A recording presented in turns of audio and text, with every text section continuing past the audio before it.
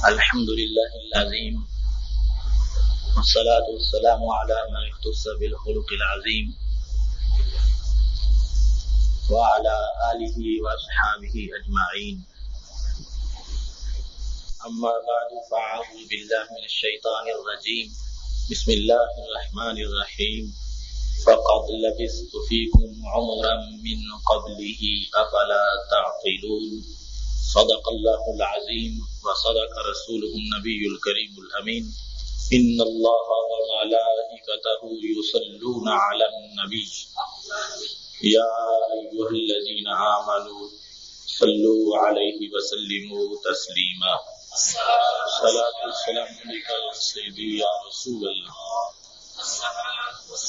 وعلى آلك وأصحابك يا حبيب الله. مولاي صل وسلم دائما أبدا على حبيبك خير الخلق كلهم منزه عن شريك في محاسنه فجوهر الحسن فيه غير منقسم. يا أكرم الخلق ما لي من نلوذ به سواك عند حلول الحادث العمم. ربي صل وسلم دائما أبدا على حبيبك خير الخلق كلهم. اللہ تبارک و تعالی جل جلالہ وعم نوالہ واتم برہانہ وعظم شانہ کی حمد و ثنا اور حضور پر نور شافی یوم النشور محسن انسانیت اسوہ آدمیت احمد مجتبی جناب محمد مصطفیٰ صلی اللہ علیہ وآلہ وصحبہ وبارک وسلم کے دربار گہربار میں ہدیہ درود و سلام عرض کرنے کے بعد نہایت ہی قابل قدر سامعین حضرات، آج کی گفتگو کا موضوع سیرت النبی صلی اللہ علیہ وسلم کی بہاریں ہے۔ خالق کائنات جل جلالہ ہم سب کو سرکار مدینہ سرور قلب و سینہ صلی اللہ علیہ وسلم کی مقدس سیرت سے روشنی حاصل کرنے کی توفیق عطا فرمائے۔ محترم سامعین، سیرت النبی صلی اللہ علیہ وسلم کا موضوع ایک جامع موضوع ہے جس کے آگے سینکڑوں نہیں ہزاروں موضوعات ہیں۔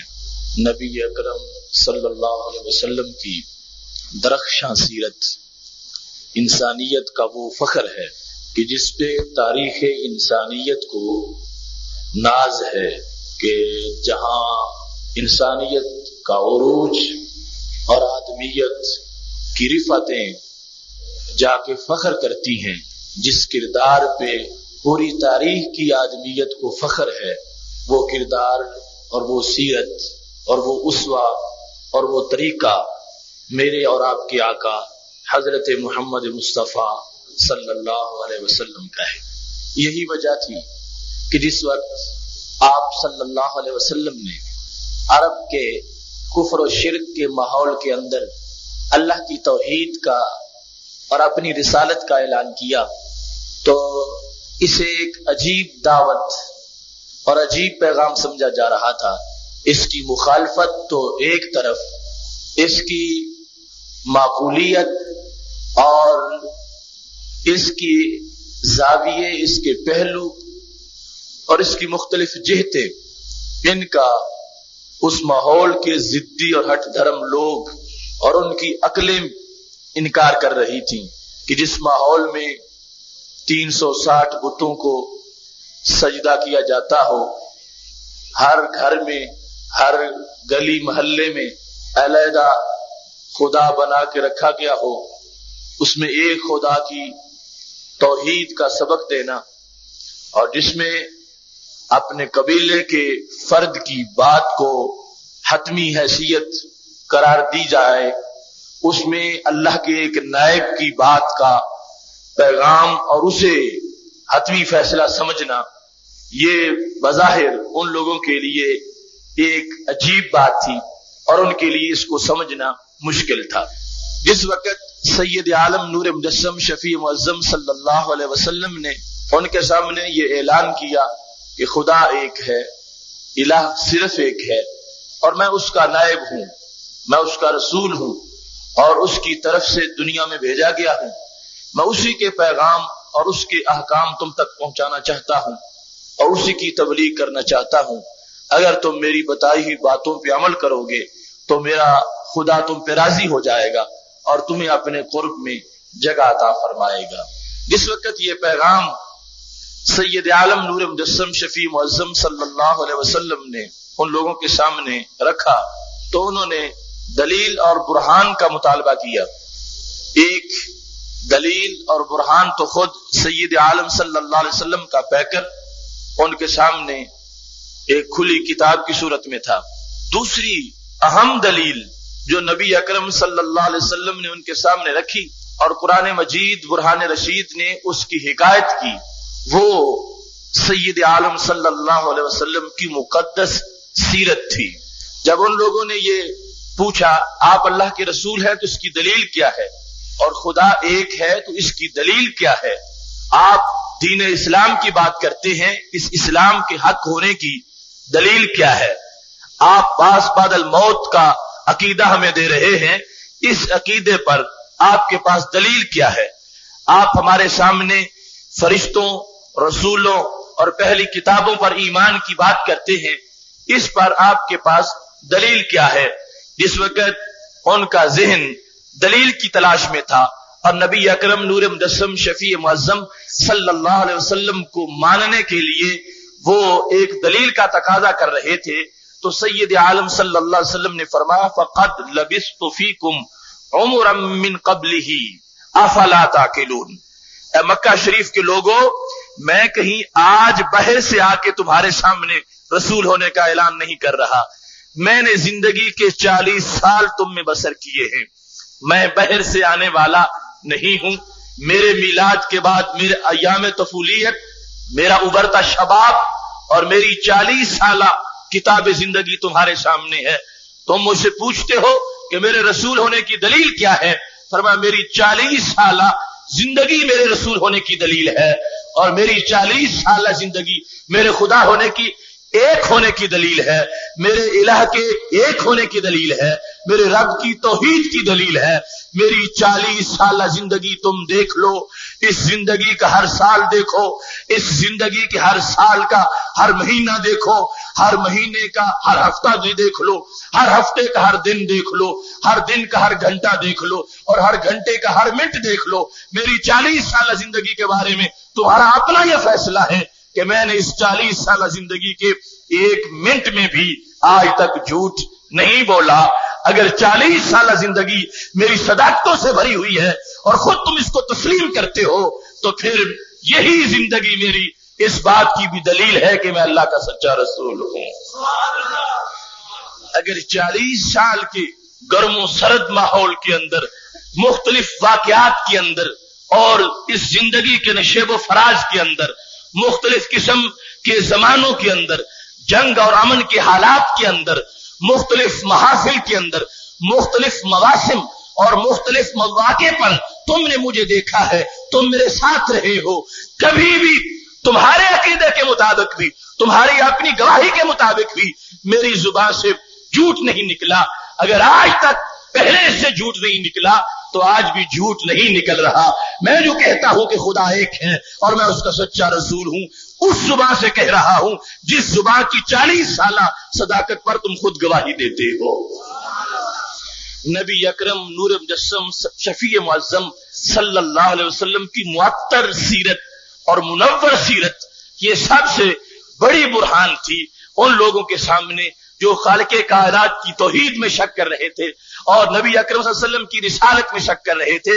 فرمایا جس کردار کو تم نے دیکھا ہے، میری زندگی کے یہ 40 سال جو میں نے اعلان نبوت سے پہلے گزارے ہیں، یہ 40 سال تم مجھ کو امین کہتے ہو، تم مجھ کو صادق کہتے ہو، تم میرے بارے میں یہ تصور اور عقیدہ رکھتے ہو کہ کبھی بھی مجھ سے ایک ایسی حرکت صادر نہیں ہوئی، کوئی ایسا کام صادر نہیں ہوا کہ جو انسانیت کی اعلیٰ اقدار کے منافی ہو اور جو خالق کائنات کے اس نیابت کے شایان شان نہ ہو۔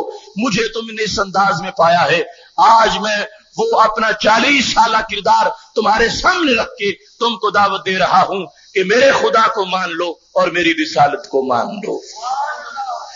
نبی اکرم نور مجسم شفیع معظم صلی اللہ علیہ وسلم کا یہ اعلان اتنا آپ کے زبان کے مٹھاس کے ساتھ تھا اور اس قدر اطمینان اور آپ کے اس قدر دلی توجہ کے ساتھ تھا. فقد لبثت فیکم، میں نے تم میں زندگی گزاری ہے، عمرا من قبل ہی، اس کے پہلے کی، افلا تعقلون، پھر بھی تم مجھ سے پوچھو تو پھر تم میں عقل ہی نہیں ہے. اگر تم میں عقل ہے، اگر تم میں شعور ہے، اور اگر تم میں سوچنے اور سمجھنے کی طاقت ہے، تمہیں تو پوچھنا ہی نہیں چاہیے تھا، تمہیں تو میرے بارے میں سوال ہی نہیں کرنا چاہیے تھا. تم جو خود اپنی محفلوں کے اندر بھی جہاں بیٹھتے ہو میری ان باتوں کی تم گواہی دیتے ہو، لہٰذا اگر تم میں عقل ہے تو پھر مجھے بھی مان جاؤ، میرے رب کو بھی مان جاؤ. یہ ساری چیزیں میری سیرت کی یہ واضح دلیل ہے، یہ جامع ذات ہے سید عالم نور مجسم شفیع معظم صلی اللہ علیہ وسلم کی، کہ ان کی صورت بھی اللہ کی توحید کی دلیل بنی اور آپ کی سیرت بھی اللہ کی توحید کی دلیل بن گئی. سورت مستقل باب ہے اور اس بارے میں میں ایک تفصیلی گفتگو پہلے کر چکا ہوں. حضرت عبداللہ بن سلام رضی اللہ تعالیٰ عنہ نے جو اسلام قبول کیا، حالانکہ وہ یہودی تھے، تو کس وجہ سے کیا؟ کہتے میں نے جب سرکار کا چہرہ دیکھا، عرفت ان وجہہ لیس بوجہ کذاب، چہرے کو دیکھنے کے بعد ہی مجھے یقین ہو گیا کہ اتنا نورانی چہرہ کسی جھوٹے انسان کا نہیں ہو سکتا. میں نے چہرے کی آب و تاب کو دیکھ کر آپ کو بھی مان لیا، آپ کے لائے ہوئے دین کو بھی مان لیا. حضرت ابو رافع رضی اللہ تعالیٰ عنہ جو قریش کے زر خرید غلام تھے، انہوں نے بھی یہ کہا، لما رأیت رسول اللہ صلی اللہ علیہ وسلم القیا فی قلبی الاسلام، اس وقت میں نے سرکار کا چہرہ دیکھا، آپ کو دیکھتے ہی میرے دل میں اسلام ڈال دیا گیا. وہ صورت بھی بے مثال صورت ہے اور وہ سیرت بھی بے مثال سیرت ہے کہ جس سیرت کو سرکار نے واضح طور پر عالم کفر و شرک کے سامنے پیش کر دیا. فرمایا میری کتاب زندگی پڑھ لو، اس کتاب زندگی کا ہر باب پڑھو، ہر صفحہ پڑھو، اس کی ہر سطر پڑھو، اس کے کسی باب میں، کسی ورق پر، کسی صفحے پر اور کسی سطر پر اور سطر کے کسی حرف پر بھی تم کو اعتراض ہے تو مجھ کو بتاؤ. تم خود مانتے ہو یہ 40 سالہ کتاب زندگی کا ہر حرف جو ہے اس بات کی گواہی دیتا ہے کہ میں صادق بھی ہوں، امین بھی ہوں، لہٰذا میری کتاب زندگی کو سامنے رکھو اور میرے لائے ہوئے پیغام کو مان لو. سیرت نبی اکرم نور مجسم شفیع معظم صلی اللہ علیہ وسلم کی سیرت جامع مضمون ہے. اس کو کچھ لوگ آج محدود کرتے ہیں. سیرت سرکار کی ولادت سے لے کر سرکار کے وصال تک میلاد شریف کے سارے ابواب سیرت کا ایک حصہ ہے. ان کے بغیر سیرت کا سر فرق ہی مکمل نہیں ہوتا. جب تک میلاد کا ذکر نہ کیا جائے سیرت کا عنوان ہی مکمل نہیں ہوتا. اس واسطے کہ جس مرکز سے سیرت کا آغاز ہوتا ہے اور جس مرکز سے، جس نقطہ سے اور جس منبع سے اس درخشاں سیرت کے سونتے پھوٹتے ہیں، وہ چشمہ تو سید عالم صلی اللہ علیہ وسلم کے میلاد کا چشمہ ہے اور سرکار کی ولادت باسعادت ہے جس کے ساتھ سیرت ظاہری کے دروازے لوگوں پر کھلنے شروع ہوئے. اگرچہ اس سیرت کی تاریخ تو اس سے بھی پرانی ہے کہ جن کا نام لے کر پہلے بھی یہود جب اپنے مخالف پر فتح چاہتے تھے تو سرکار کا نام لے کر اللہ سے دعا کرتے تھے کہ نبی آخر الزمان کا صدقہ ہم کو فتح عطا فرما دے. وہ سیرت کا ایک مستقل حصہ سرکار کے میلاد سے پہلے بھی ہے، اس کا تعلق سرکار کے نور کی تخلیق تک جاتا ہے. اور یہ سیرت کے ظاہری مراحل جو ہیں ان کا تعلق نبی اکرم صلی اللہ علیہ وسلم کی مقدس ولادت کے ساتھ ہے. لہذا میلاد شریف یہ سیرت طیبہ کا پہلا باب ہے. اس کا بیان سیرت ہے. ہاں یہ ہے کچھ چیزوں کا تعلق کچھ امور سے ہوتا ہے اور کچھ چیزوں کا تعلق دیگر امور سے ہوتا ہے. ایک ہے کسی چیز کو منانا اور ایک ہے کسی چیز کو اپنانا. میلاد شریف کا تعلق منانے سے ہے اور سیرت کا تعلق اپنانے سے ہے. میلاد کو منایا جاتا ہے اور سیرت کو اپنایا جاتا ہے. یہ دونوں چیزیں ضروری ہیں. جب تک ذکر میلاد نہیں ہوگا اس وقت تک نبی اکرم نور مجسم شفیع معظم صلی اللہ علیہ وسلم کی آمد اور اس قدر آپ کی جلوہ گری جو کائنات کا درشا باب تھا اس کا ذکر نہیں ہوگا، اس وقت تک سیرت کی بلندیاں ذہن پر مسلط اور ذہن پر غالب نہیں آئیں گی۔ مقدس سیرت کی بلندیاں اس وقت تک ذہن کے اندر ان کا تصور ہی پوری طرح نہیں آئے گا جس وقت ایک درخشاں ولادت کہ جس کے بعد ہمیشہ نبوت کی ولادت کا دروازہ بند ہو گیا اس کا تذکرہ کیا جائے گا، تو ساتھ ہی ایسی سیرت کا تصور ابھرے گا کہ یہ وہ سیرت ہے کہ جس کے بعد پھر ایسی سیرت بھی دنیا میں نہیں آئی۔ اس تصور سے جس وقت سیرت کو لیا جائے گا تو پھر اس کے وہ سیرت کہ جو کائنات میں رسالت و نبوت کی آخری سیرت ہے، اتنی جامع ہے کہ جس کے بعد کسی نئی سیرت کی ضرورت نہ رہی، اتنی جامع اور اکمل سیرت ہے کہ جس میں زندگی کے ہر باب کے لیے روشنی موجود ہے، اتنی جامع سیرت ہے کہ جس کے اندر فرشیوں کے لیے بھی مواد موجود ہے، اشیوں کے لیے بھی خوشبو موجود ہے۔ یہ جامع سیرت کا جس وقت تصور دے کے اس سیرت کو پیش کیا جائے گا، پھر واقعی ہی وہ سیرت کا منصب کہ جس کا تعلق اپنانے کے ساتھ ہے، وہ اس کا رنگ ذہنوں پر غالب آ جائے گا اور اس کی حکومت انسان کے بدن پر ہو جائے گی۔ آج سیرت کے بیان کرنے کا ایک انوکھا انداز ہے، سیرت کا بیان اس بات کے مترادف بنا دیا گیا، بیان سیرت کو اس بات کے مترادف بنا دیا گیا کہ نبی اکرم نور مجسم شفیع معظم صلی اللہ علیہ وسلم کے وہ اوصاف جو کہ ہمارے کسی شمار کے اندر نہیں آتے، اور سرکار کے وہ منصب کہ جہاں تک ہمارا طائر فکر پرواز ہی نہیں کر سکتا، ان کو محدود کر کے عام شکل عام انسان کی سطح پر پیش کرنے کا نام آج سیرت رکھ دیا گیا۔ آج سارا زور بیان اس پہ صرف کیا جانے لگا کہ ان کے بھی دو ہاتھ تھے، ہمارے بھی دو ہاتھ ہیں، وہ بھی چلتے تھے، ہم بھی چلتے ہیں، انہوں نے بھی شادی کی، ہم بھی شادی کرتے ہیں، ان کی بھی اولاد تھی، ہماری بھی اولاد ہوتی ہے۔ یہ ہے سیرت بیان کرنے کا ایک طریقہ، اور یہ لوگوں نے اس انداز میں سرکار کی سیرت کو بیان کرنے کا یہ انداز گھڑا کہ وہ سرکار کی شخصیت کو معاذ اللہ ایک عام انسان کی شخصیت کی صورت میں پیش کرنا چاہتے ہیں۔ حالانکہ سرکار کی سیرت کا تقاضا ہی یہ ہے کہ سب سے پہلے اس بات کو پیش کیا جائے کہ ہم اس محبوب کی سیرت پیش کر رہے ہیں کائنات میں جن کی صورت کی بھی کوئی مثال نہیں اور جن کی سیرت کی بھی کوئی مثال نہیں۔ سید عالم نور مجسم شفیع معظم صلی اللہ علیہ وسلم کے مقدس ہاتھ ہیں، ان مقدس ہاتھوں کی سیرت ہے، ان ہاتھوں کی حرکت کھانے کے وقت، ان ہاتھوں کی حرکت کسی کے ساتھ تعاون کے وقت، ان ہاتھوں کی حرکت بدر و حنین کے مارکوں کے اندر، ان ہاتھوں کی حرکت اللہ کی بارگاہ میں عاجزی کی وقت، ہاتھ اٹھاتے وقت، دعا مانگتے وقت، یہ سیرت کے سارے پہلو بیان کرتے ہوئے اس انداز میں ان کو بیان کیا جائے کہ سننے والے کو یہ پہلے ذہن کے اندر یہ بات آ جائے میں اس درخشاں سیرت کے بارے میں سن رہا ہوں جو اتنی نورانی ہے، اتنی اس کے اندر روشنی موجود ہے کہ کائنات کے اندر خالق کائنات نے اس کو اتنا جامع بنا دیا کہ اس سیرت کے بعد کسی اخلاق اور کسی قسم کی نئی اقدار اور نئے شاعر اور نئی قیم آسمانی یا زمینی مقرر کرنے کی کسی کو ضرورت ہی پیش نہ آئی۔ خالق کائنات نے اس سیرت کو اس حد تک جامع اور تام بنا دیا۔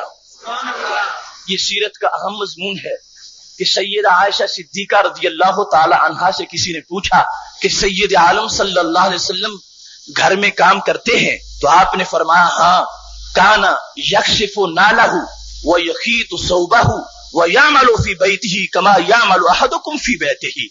فرمایا ہاں، آپ گھر میں کام فرماتے تھے، آپ اپنا جوتا بھی خود مرمت کر لیتے تھے اور آپ اپنا کپڑا بھی خود سی لیتے تھے، اور آپ اپنے گھر میں یوں کام فرماتے تھے جس طرح تم میں سے کوئی اپنے گھر کے اندر کام کرتا ہے۔ آپ کی سیرت کا یہ زاویہ سیدہ عائشہ صدیقہ رضی اللہ تعالی عنہا نے جو پیش کیا تو اس کا کمال کیا ہے؟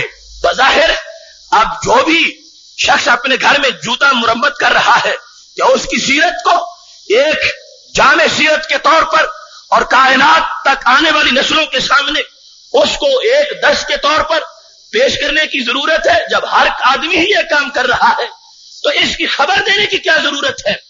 سیدہ عائشہ صدیقہ رضی اللہ تعالی عنہا سرکار کی اس سیرت کی خبر اس لیے دے رہی تھی، اس انداز میں دے رہی تھی کہ لوگوں وہ محبوب کہ جن کی انگلی اٹھ جائے تو چاند شک ہو جائے اور جو اشارہ کریں تو درخت حرکت میں آ جائیں، ان کی انگلی ایک طرف چاند کو حرکت دیتی ہے، इतनी अजीम होने के बावजूद वो जूता भी मुरम्मत करती है।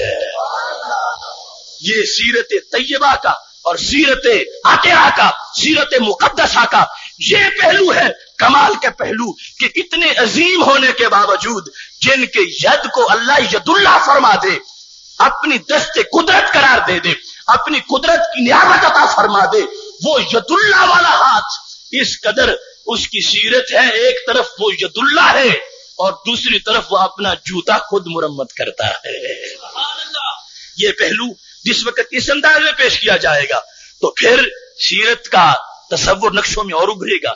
और अगर इस अंदाज में पेश किया जाएगा, माज़अल्लाह वो भी जूता मुरम्मत करते थे, हम भी जूता मुरम्मत करते हैं, और वो भी घर का काम करते थे, हम भी घर का काम करते हैं, फिर इसके अंदर सबक के तौर पर जो एक अजीम किरदार जिसको पेश किया जा रहा हो, वो सबक फिर कहां जाएगा? इस अंदाज में सीरत को पेश किया जाए। ये वो महबूब हैं, एक तरफ तो इनकी उंगली चलती है और वो अपना जूता मुरम्मत फरमाते हैं, और दूसरी तरफ यही उंगली चलती है, इससे फुहार और चश्मे जारी होते हैं। इसी हाथ की 5 उंगलियों से 5 नहरें जारी होती हैं। 2-4 नहीं, 5-10 नहीं, 100 या 200 नहीं, 1500 सहाबी इन्हीं हाथों की उंगलियों से पानी पीते हैं, अपने जानवरों को पिलाते हैं, फिर भी वो पानी खत्म नहीं होता। ये कमाल है इन मुकद्दस हाथों का। एक तरफ इन्हीं से चश्मे जारी होते हैं, इतने अजीम होने के बावजूद सरकार इन्हीं से अपने जूते की भी मुरम्मत कर लेते हैं। नबी अकरम नूर मुजस्सम शफी मुअज्जम सल्लल्लाहु अलैहि वसल्लम की मुकद्दस सीरत को, आपके पैकर को इस अंदाज में बयान किया जाए कि ये आपका पैकर ठीक है, आप जाहिरुल जिल्द है, आप लिबास बशर में है, मगर याद रखो लोगों, उनका पैकर, उस पैकर के अंदाज और उस पैकर के किरदार हमारे लिए क़यामत तक नूर इसलिए बन गए कि वो पैकर और उसकी हकीकत हमारी अकलों से मावरा है। इंसान का बदन जो है उससे खून निकलता है, उससे जो कुछ बरामद होता है वो ताहिर नहीं होता, मुताहिर नहीं होता। हम उस पैकर की सीरत का हवाला देते हैं, जिस पैकर से जो पानी निकले वो पानी ताहिर भी होता है, मुताहिर भी होता है, पाक भी होता है, पाक करने वाला भी होता है। और फिर इंसानी बदन से कितना पानी बाहर आ सकता है, वो 4 किलो हो या 5 किलो हो, 10 हो जाए, 20 हो जाए, इससे ज्यादा कहां से आएगा? ये कौन सा पैकर है? ये पानी कहां से आ रहा है? चश्मे फूटे हैं तो 1500 सहाबा पानी पी गए और जानवरों ने पानी सैर होके पी लिया। इंसानी पैकर के अंदर इतना पानी कहां से आ सकता है? जिस वक्त इंसानी पैकर, इंसान सरकार के पैकर की इस एजाज को सामने रखेगा और फिर सरकार की मुकद्दस सीरत के नवाब को सामने रखेगा, यकीनन उसको मोहब्बत भी पैदा हो जाएगी और ज़हन के अंदर सीरत गालिब भी हो जाएगी। फरमाया वो अपना जूता मुरम्मत करते थे, अपना कपड़ा खुद सी लेते थे और उस तरह घर में काम करते थे जिस तरह तुम में से कोई एक करता है। हाँ, ये बड़ी बात है कि कायदुल मुरसलीन हो और अल्लाह के हबीब हो और अपना जूता खुद मुरम्मत कर रहे हो। सैयदा आयशा सिद्दीका रज़ियल्लाहु ताला अन्हा फरमाती हैं, जूता मुरम्मत करते भी उनकी सीरत के अनोखे अंदाज ज़ाहिर होते थे। सरकार जूता मुरम्मत फरमा रहे थे, जाला यबीनहु यारक, तो सरकार की पेशानी पे पसीना आ गया। कैसा? फरमाया जाला अरकहु यतवल्लदु नूरा, फरमाया वो पसीना भी नूर का पसीना था। आपका पसीना नूर बनता जा रहा था, आपका पसीना नूर था, आपका पसीना भी नूर था, आपका पसीना वो खुशबू है कायनात में जिससे बढ़ के कोई खुशबू नहीं है। तुम इस तरह अपने आप को उनसे मुसावी ना करना कि वो भी ये काम करते थे, हम भी ये काम करते हैं, लिहाजा उनमें और हम में कोई फर्क ना हुआ। वो ऐसा हाथ रखते हैं कि जो कायनात में फजाइल बखेरता है और दौलतें और नेमतें तकसीम करता है, दूसरी तरफ उसी हाथ को इस्तेमाल फरमाते हैं। और पैकर से जो पसीना निकलता है वो पसीना माज़अल्लाह कोई फुजला और बदबूदार वो नहीं होता, खुशबूदार होता है। और उसकी हकीकत उम्मुल मोमिनीन इरशाद फरमाती है, यतवल्लदु नूरा, वो सरकार का पसीना भी नूर का पसीना था।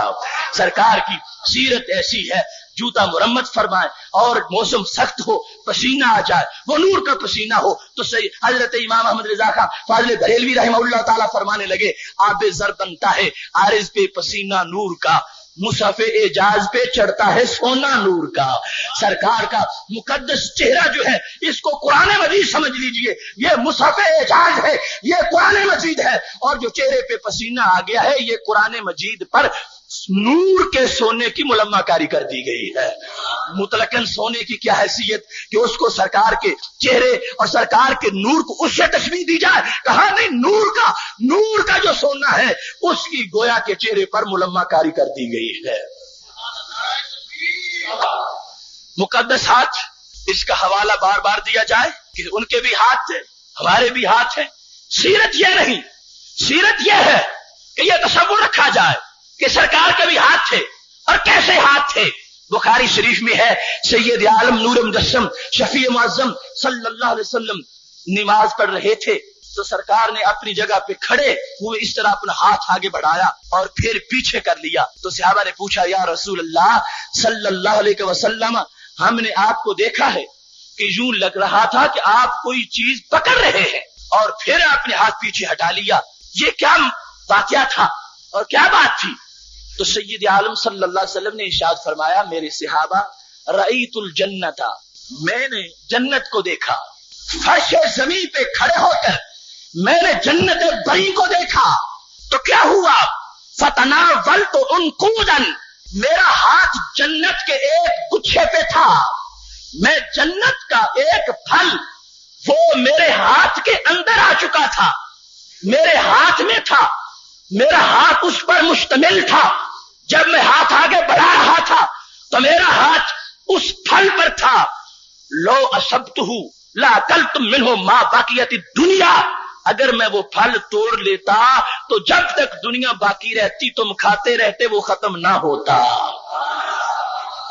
क्या ये सरकार के हाथ की सीरत नहीं है कि ये वो हाथ है जो जमीन से आसमां तक, जन्नत बरी तक पहुंचता है? इस कदर इस हाथ की हुकूमत है, इस कदर इस हाथ को खालिक़े कायनात ने बरतरी अता फरमाई है, इस कदर ये हाथ लंबा है, इस कदर इस हाथ के तसर्रुफात हैं, इसके लिए कोई मकाम भी दूर नहीं है। वो जन्नत जो हमसे 500 साल की मुसाफिर से भी ज्यादा दूर है, सरकार की बारगाह में वो कोई दूर नहीं, जिनके सामने आसमां तक की बुलंदियां उनके फर्श जमीन पर होने के बावजूद उनके हाथ के साथ होती है। भला गुंबद खजरा में मौजूद होते हुए ये कायनात कहां उनसे दूर हो सकती है? ये वो हाथ है। उस हाथ की सीरत बयान की जाए कि सरकार ने उस हाथ से जूता भी मुरम्मत फरमाया जिस हाथ से सरकार जमीन पे खड़े होकर जन्नत के फल भी तोड़ सकते थे। सही बुखारी की हदीस शरीफ, फरमाया मेरा हाथ उस फल पर था मगर तोड़ा नहीं, क्योंकि जन्नत नाम ही मख्फी चीज का है। जीम और नून अरबी जुबान में जहां भी आ जाए इसके माने में पर्दा का माना पाया जाता है, इख्फा का माना, सिर का माना, छुपने का माना। जीम और नून, तो जन्नत एक छुपी हुई चीज है, अगर इसको जाहिर कर दिया जाए या उसकी किसी चीज को जाहिर कर दिया जाए तो फिर आजमाइश नहीं हो सकेगी, फिर इम्तिहान नहीं हो सकेगा।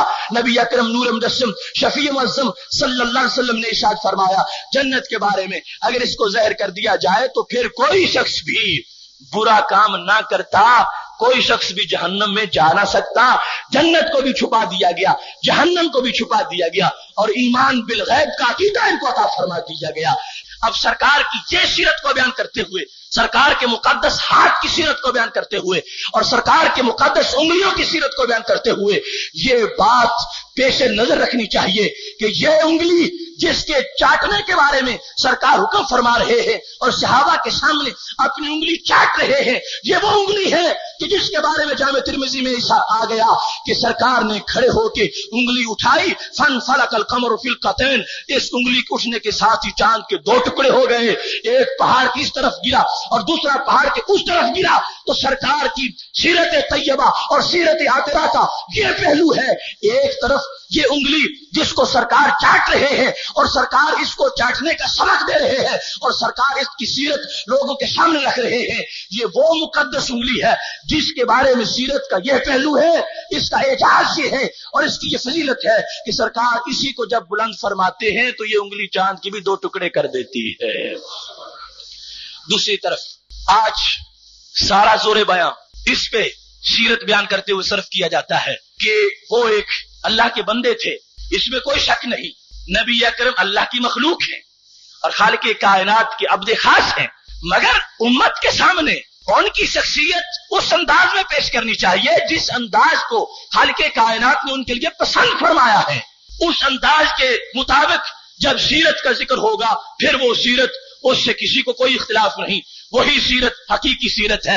اور اگر انداز یہ اپنایا جائے، لوگوں کو یہ کہہ دیا جائے ہر چیز سے برا شرک ہے، سب سے بری بات شرک ہے، ہر شے معاف ہو جائے گی، شرک معاف نہیں ہوگا، یہ بات سچی ہے، اس سے لوگوں کے ذہن کو کھلا کر دیا جائے اور ان کے اندر آزادی پیدا کر دی جائے، جو تم کرو کوئی بات نہیں، معاف ہو جائے گا، مگر شرک نہ کرنا۔ اور شرک کیا ہے؟ شرک سرکار کا میلاد منانا، استغفر اللہ۔ یہ کتنی بڑی سازش ہے کہ پورے اذہان کو آزاد کیا شرک کے زمرے میں، شرک سے بچنے کی خاطر، اور شرک باقی سب کچھ کو چھوڑ کر یہ رہ گیا کہ معاذ اللہ یا رسول اللہ کہنا شرک ہے، الصلاۃ والسلام علیکہ یا رسول اللہ پڑھنا شرک ہے۔ نسل نو کو گمراہ کرنے کے لیے، ان کو بے راہ روی کا دروازہ دکھانے کے لیے، نوجوان نسل جو پہلے ہی بے حیا ہے اور جن کا کوئی کردار نہیں ہے، ان کو یہ سند دی جا رہی ہے کہ تم صرف یا رسول اللہ نہ کہو، باقی سب کچھ معاذ اللہ معاف ہو جائے گا، باقی سب کچھ معاف ہو جائے گا، ایک شرک نہ کرو۔ اور شرک کیا ہے؟ سرکار کا میلاد نہ کرو، سرکار کا نعرہ نہ لگاؤ، یہ کام نہ کرو، باقی جو کچھ تم کرو گے وہ معاف ہو جائے گا۔ تو یہ ایک نوجوان نسل کے اندر یہ تصور دے کے وہ جو بدکار قسم کے لوگ تھے، انہوں نے صرف اس بات کا آگے اپنے معاشرے کی مجلسوں کے اندر بیٹھ کے اس کا ڈھڈورا پیٹنا شروع کر دیا کہ صرف یہ کلمے تم نہ کہو، باقی جو کچھ تم کرتے رہو۔ اے جوانوں، تم کو کھلی چھٹی ہے، تم سین میں دیکھو، تم شراب پیو، تم بدکاریاں کرو، مگر یہ کام نہ کرو، اگر یہ کرو گے تو پھر نجات نہیں ہوگی، باقی ایسے نجات ہو جائے گی۔ اب ظاہر ہے کہ نوجوان نسل جو پہلے ہی بار بے راہ روی کا شکار ہے، وہ یقیناً اس بات کو قبول کر لے گی، ٹھیک ہے، ہم باقی تو ہمیں آزاد کر دیا گیا ہے، ایک ہی بڑا گناہ تھا معاذ اللہ یا رسول اللہ کہنا، ہم اس پہ تو پابندی رکھیں گے، باقی جو کچھ کرتے جائیں۔ یہ سوچ اور یہ نظریہ اس دور کا سب سے خطرناک نظریہ ہے اور سب سے بڑی سازش ہے مسلمہ کے خلاف کہ ان کی نسل نو کو معاذ اللہ بے راہ روی کا مرتکب کرنے کے لیے ان کو یہ سوچ دی جا رہی ہے۔ ہم کہتے ہیں یقیناً شرک سب سے بڑا جرم ہے، مگر شرک سرکار کا نام لینا نہیں ہے، شرک سرکار کی تعظیم کرنا نہیں ہے۔ ارے شرک ٹھہرے جس میں تعظیم نبی، اس برے مذہب پہ لعنت کیجئے۔ خالق کائنات نے تو عزتیں سرکار کو عطا فرمائی ہیں، عظمتیں سرکار کو عطا فرمائی ہیں، عروج اور رفعتیں عطا فرمائی ہیں، اس قدر ذکر کو بلند فرما دیا ہے، لہٰذا یہ سارا کچھ سرکار کا ذکر اور سرکار کی سیرت کا بیان اور سرکار کی محبت اور سرکار کے عشق کے درس، یہ تو سرکار کی عظمت اور سرکار کی محبت کا وہ حصہ ہے کہ جس میں شامل ہونے سے ایمان کی دنیا جگمگا اٹھتی ہے، لہٰذا یہ تو ایمان کی ترقی کا ایک حصہ ہے اور ترقی کا ایک ذریعہ ہے، نہ کہ معاذ اللہ اسی کو کائنات میں سب سے بڑا جرم قرار دے دیا جائے۔ استغفر اللہ۔ اب دیکھیے سیرت النبی صلی اللہ علیہ وسلم بیان کرتے ہوئے یہ کہا جاتا ہے کہ وہ بھی چلتے تھے، ہم بھی چلتے ہیں، مگر کس انداز میں اس کو بیان کرنا چاہیے؟ اس انداز میں بیان کرنا چاہیے، لوگوں ہم بھی چلتے ہیں، سرکار بھی چلتے تھے، مگر کس طرح؟ وہ اس زمین پہ چلتے تھے اور یہ زمین پہ ان کا چلنا ہمارے لیے بہت بڑا احسان بنا، اور سرکار کا چلنا اس واسطے سیرت کا درخشاں باب ہے کہ سرکار نے ارشاد فرمایا، حضرت بلال رضی اللہ تعالیٰ عنہ سے، حضرت بلال سے ارشاد فرمایا، بخاری شریف میں ہے، حدثنی بارجع عمل عملتہ فی الاسلام، اے بلال مجھ کو اس عمل کی خبر دو جو تم کرتے ہو، انی سمعت دفن علیک بین یدی فی الجنت، میں جنت میں تھا، میں جنت میں چل رہا تھا، میں نے جنت میں اپنے آگے تیرے قدموں کی آہٹ سنی ہے. چلنا ذکر کیا جائے، چلنا ذکر کیا جائے، سرکار کا قدم اٹھانا ذکر کیا جائے تو اس قدم اٹھانے میں جو سرکار کی بلندی ہے اس کو ذکر کیا جائے. ہم بھی چلتے ہیں، ہمارا قدم اٹھتا ہے تو زمین میں ہی رہتا ہے، سرکار بھی چلتے ہیں، مگر وہ قدم جب اٹھتا ہے تو تیرے لیے 2-4 قدم عرش بری ہے. وہ قدم اس انداز میں اٹھتا ہے کہ چاہے تو جنت کی سیر کر لے، جنت کے مناظر دیکھ لے. یہ سرکار کا چلنا ہے اور یہ وہ پیارا چلنا ہے کہ جن کو خالق کائنات نے یہ بھی مقام عطا فرمایا تھا، اس کے باوجود انہوں نے صحابہ کے ساتھ چلنے کو پسند فرمایا ہے. یہ اعجاز ہے، ادھر مخلوق میں شامل، ادھر اللہ سے واصل. خلاص اس برزخ کبریٰ میں ہے حرف مشدد کا آپ کا تو یہ شان ہے کہ خالق کائنات کے ساتھ وصل ہونے کے باوجود آپ نے مخلوق کو ٹائم دے دیا. سچ فرمایا تھا کسی عارف نے، سرکار کا معراج پر جانا اتنا کمال نہیں جتنا وہاں سے واپس آنا کمال ہے. اللہ کے قرب اور اللہ کے جلووں میں بیٹھ کر پھر مخلوق کو پسند کر لینا اور مخلوق کے پاس آ جانا، یہ بڑا کمال ہے. سرکار کا ان غلاموں کے ساتھ قدم قدم پہ چلنا، سرکار کا ان کے ساتھ بدر و حنین میں جانا، یہ سیرت کا درشہ پہلو ہے کہ خالق کائنات نے جن کو اعلیٰ حدود میں چلنے کا اختیار بھی عطا فرمایا تھا، اس کے باوجود انہوں نے غلاموں کے ساتھ چلنے کو پسند فرمایا ہے. سیرت طیبہ میں بیان کیا جاتا ہے ان کے بھی کان ہمارے بھی کان.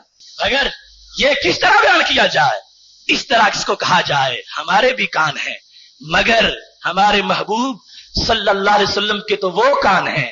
جب میں جنت میں تھا، فرمایا میں جنت میں تھا سمیتو دفن علیک بین یدی فی الجنت، میں نے جنت میں تمہارے قدموں کی آہٹ سنی ہے. بلال زمین پر ہے اور سرکار جنت پر ہے، 500 سال سے زائد کی مسافت ہے اور بڑی آواز تو بڑی آواز رہ گئی. فرمایا میں تو تمہارے زمین پہ قدموں کے چلنے کی آواز بھی سن رہا تھا. کان ہے لیکن ایسے کان ہیں، ان کانوں کی سیرت ہم بیان کر رہے ہیں جن کانوں کے اندر کبھی غلط آواز داخل نہیں ہوئی، جن کانوں کو خالق کائنات نے مقدس پیدا فرمایا تو مقدس رہے. وہ کان جو ظاہر میں بھی تھے، باطن میں بھی تھے، وہ کان جو پیکر کے اوپر بھی تھے اور دل کے اندر بھی موجود تھے. دل میں بھی کان تھے، ظاہر میں بھی کان تھے، جو زمین سے بھی سنتے تھے، آسمان سے بھی سنتے تھے، دور سے بھی سنتے تھے اور نزدیک سے بھی سنتے تھے. بلال زمین پر تھے، سرکار جنت میں تھے، اس کے باوجود ان کے قدموں کے چلنے کی آواز کو بھی سن لیا. لہذا یہ ہے سیرت کا درخشاں پہلو کہ سرکار کا سننا وہ سننا ہے، وہ سماعت کہ جو دور دور سے سن لیتی ہے. اس کا کمال یہ ہے کہ جب کوئی غلام گھبرا کے آتا ہے سرکار اس کو بھی نہیں ٹھکراتے، اس کی بھی سن لیتے ہیں. جو کان اللہ کے پیغام سننے والے تھے اور دور دراز سے سننے والے تھے، آپ نے ان کانوں کو اپنے غلاموں کے لیے بھی وقف فرما دیا. یہ سرکار کی سیرت کا اعجاز ہے. یہاں تک فرما دیا میں جب تم مجھ پر درود پڑھتے ہو میں سنتا ہوں. کس طرح؟ ما من احد یسلم علی الا رد اللہ علی روحی حتی ارد علیہ السلام. فرمایا سیاستہ کی حدیث ہے میں جواب خود دیتا ہوں سلام کا. جب تم مجھ کو سلام کہتے ہو میں جواب خود دیتا ہوں. میں نے کسی کی ڈیوٹی نہیں لگائی کہ سیکٹری کو جواب دے دے، میں جواب خود دیتا ہوں. مجھ کو اس عقیدت سے سلام کہو کہ میں خود تمہیں جواب دے رہا ہوں، اور جب تم سلام کہو تو یوں سمجھو کہ یہ تمہارا ماحول میری بارگاہ میں حاضر ہے اور میرا جواب تم کو مل رہا ہے. اس عقیدے سے مجھ کو سلام پڑھو. فرمایا میں سنتا ہوں. کب تک؟ فرمایا ان احدا لم يصلي علي الا اردت علي صلاته حتى يفرغ منها. فرمایا میں سنتا رہتا ہوں، تم پڑھتے رہتے ہو. کیا تم یہ کبھی تصور نہ کرنا کہ ہم نے تو سرکار کو تھکا دیا اور ہم 1 گھنٹہ پڑھتے رہے اور وہ 1 گھنٹہ سنتے رہے تو کیا 1 گھنٹے کے بعد وہ ریسٹ کرنا شروع کر دیں گے اور ہماری طرف سے کان پھیر لیں گے؟ فرمایا میرے کان تھکتے نہیں حتى يفرغ منها. فرمایا پڑھنے والا پڑھتا رہتا ہے، میں سنتا رہتا ہوں. جب وہ سنانا بند کرتا ہے تب میں کان پیچھے ہٹاتا ہوں. خواہ وہ 1 دن سنائے، خواہ وہ 1 ہفتہ سنائے، خواہ وہ 1 سال سناتا رہے، وہ جب تک مجھے سناتا رہے گا उस वक्त तक मैं उसकी बात को सुनता रहूंगा। लिहाजा ये है सरकार की समात, ये है सरकार के कान जो सतह जमीन के ऊपर भी सुनते थे और गुंबद खजरा के अंदर भी सुनते हैं। क्योंकि जब सहाबा ने ये कहा था कि जिस वक्त मौत आ जाएगी, विशाल हो जाएगा, या रसूल अल्लाह सल्लल्लाहु अलैहि वसल्लम, फिर कैफा तोरज़ वली का सलातुना, हमारा ये दुरूद आप पे कैसे पेश किया जाएगा? क्या सिर्फ रूह पे पेश किया जाएगा या जिस्म भी सलामत होगा? तो सरकार ने इरशाद फरमाया, मेरे सहाबा, इन्नल्लाह हर्रम अलल अर्दी अन ताकुल अजसाद अल अंबियाई फनबियुल्लाह हय्यु व युरज़क़ु, अल्लाह ने जमीन पर ये हराम कर दिया है, वो किसी नबी के पैकर को भी नहीं खा सकती। अल्लाह का नबी कब्र में जिंदा भी होता है, रिज़्क भी दिया जाता है। लिहाजा ये है कान सरकार के जो कब्र के अंदर भी मौजूद हैं और जो आज भी सुन रहे हैं। ये समात नबवी है और ये सीरत का वो दूसरा पहलू है। इस अंदाज में बयान किया जाए कि सरकार अपने मुकद्दस कानों से अपने गुलामों की यहां तक आया कि कोई बूढ़ी औरत जिसका कोई पुरसान हाल न था, उसने सरकार से आके अगर कहा कि मेरी अलहदगी में बात सुनो, सरकार ने सब कुछ छोड़ के उसकी बात को सुन के उसको भी तशफ़ी अता फरमाई और ये साबित कर दिया मेरे ये कान यहां पर इसमें अल्लाह के पैगाम मौसूल होते हैं। मैं इस हद तक मेरी सीरत है, अदना सा भी कोई आ जाए तो उनको भी ये कान टाइम दे देते हैं। मोहतरम सामीन, देखिए सीरत रक्षा पहलू, नबी अकरम नूर मुजस्सम शफी मुअज़्ज़म सल्लल्लाहु अलैहि वसल्लम पाखाना फरमा के आ रहे थे कि एक शख्स मिला। हजरत अब्दुल्लाह बिन उमर रज़ियल्लाहु ताला अन्हु कहते हैं, उसने आकर सलाम कहा तो सैयद आलम सल्लल्लाहु अलैहि वसल्लम ने उसको जवाब न दिया। अब वो शख्स गली में जा रहा है, सैयद आलम सल्लल्लाहु अलैहि वसल्लम ने जवाब नहीं दिया उसको, यानी वालेकुम अस्सलाम नहीं कहा। अब वो गली से आगे मोड़ आने वाला है और वो शख्स अलहदा गली में चला जाएगा, कहीं ये ना समझ ले कि शायद मैं इससे नाराज हूं, इसको गम होगा, इसको तकलीफ होगी, इसको तकलीफ होगी और मैं गुलामों की तकलीफ बर्दाश्त नहीं कर सकता। जो लकड़ी के आशिकों का रोना बर्दाश्त नहीं कर सकते, वो खैरुल उम्मत के गुलामों के दर्द को किस तरह बर्दाश्त कर सकते हैं? और मैं बर्दाश्त नहीं कर सकता था। हजरत अब्दुल्ला बिन उमर कहते हैं, अभी चंद कदम बाकी रह गए थे कि वो शख्स गायब हो जाता निगाहों से।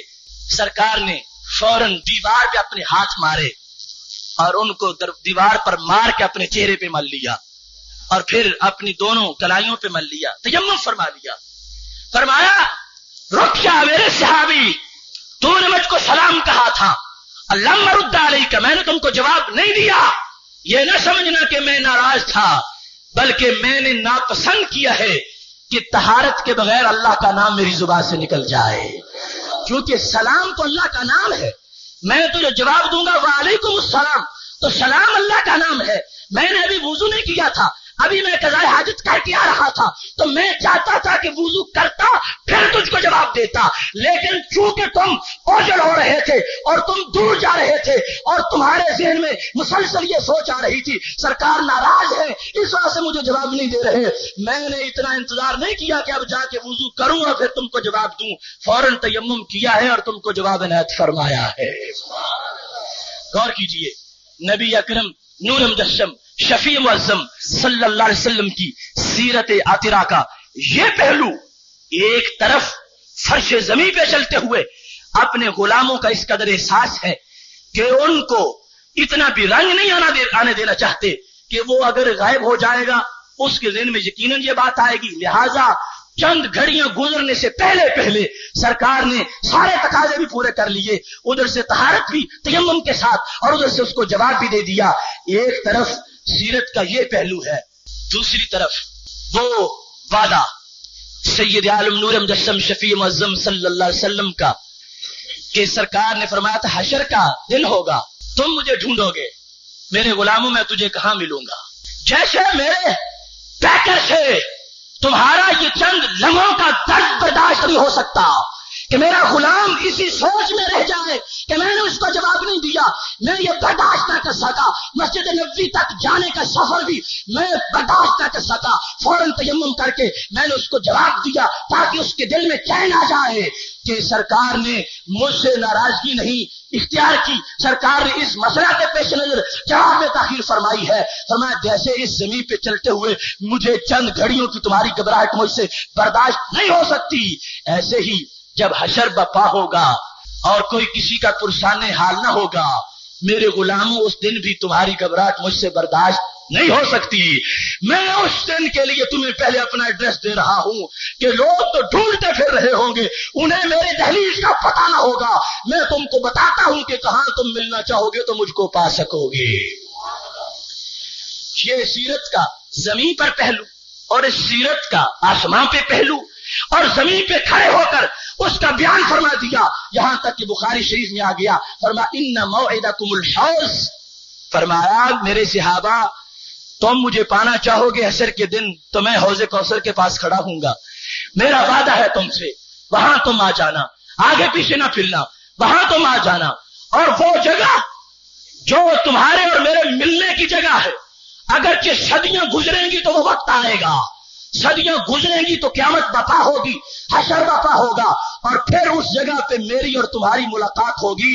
فرمایا وَإِنِّي لَأَنظُرُ إِلَيْهِ وَأَنَا فِي مَقَامِ هَذَا، فرمایا اپنے منبر پہ بیٹھے ہوئے اب بھی میں اس جگہ کو دیکھتا جا رہا ہوں، وہ حوض کی جگہ جہاں میں نے تمہارے لیے پہلے نشاندہی کر دی ہے کہ تمہارا زمین پہ بھی گھبراہٹ میں چلنا مجھ کو برداشت نہیں ہے، اور حشر کے دن بھی ایسا چلنا مجھ سے برداشت نہیں ہوگا، میں تم کو پہلے وہ جگہ بتا رہا ہوں۔ اور ساتھ یہ سیرت طیبہ کا عقیدہ جو ہے امت مسلمہ کو مل رہا ہے کہ سرکار نور مجسم شفیع معظم صلی اللہ علیہ وسلم جس طرح مدینے میں کی گلیوں کے در و دیوار پر سرکار کی نگاہ تھی، اور وہ سرکار کی حکومت کے اندر شامل تھی اور سرکار کی نظر میں تھی، جیسے مدینہ کا کوچہ و بازار سرکار کی نظر میں تھا، ایسے ہی جنت الفردوس اور جنت کا حوض بھی سرکار کی نظر میں تھا۔ فرمایا میری اور تمہاری وہ ملنے کی جگہ جو حوض کے پاس ہے، میں اس کی طرف دیکھ رہا ہوں، حالانکہ میں اس جگہ تمہارے سامنے بیٹھا ہوں، اس جگہ تمہارے سامنے بیٹھا ہوں۔ اے میرے غلاموں، یہ عقیدت اور یہ عقیدہ رکھنا کہ جس طرح میں دنیا کے اندر تمہیں دیکھتا ہوں اور تمہیں اپنی آنکھوں سے اوجھل ہونے سے پہلے تم کو میں یہ پیغام دینا چاہتا ہوں کہ تمہارے سارے دکھ دور ہو جائیں، درد دور ہو جائیں۔ مجھے میرے خدا نے وہ آنکھ دی ہے کہ میں یہاں بیٹھا ہوں، اور وہ جگہ ابھی جس پر آنے کا وقت صدیاں گزرے گی تو پھر وہ مقام آئے گا، لیکن اللہ نے حال کی صورت میں وہ سرکار کی نگاہ کے سامنے رکھا تھا۔ سیرت طیبہ عطرہ کا یہ پہلو ہے کہ سرور کونین صلی اللہ علیہ وسلم کی مقدس آنکھیں وہ آنکھیں ہیں کہ جو ایک طرف زمین پہ موجود اپنے غلاموں کی نگرانی فرما رہی تھی، اور دوسری طرف وہ مقامات جو صدیوں بعد لوگوں کے سامنے آنے والے تھے، سرکار کی مقدس آنکھ اسی وقت ان کو دیکھ رہی تھی۔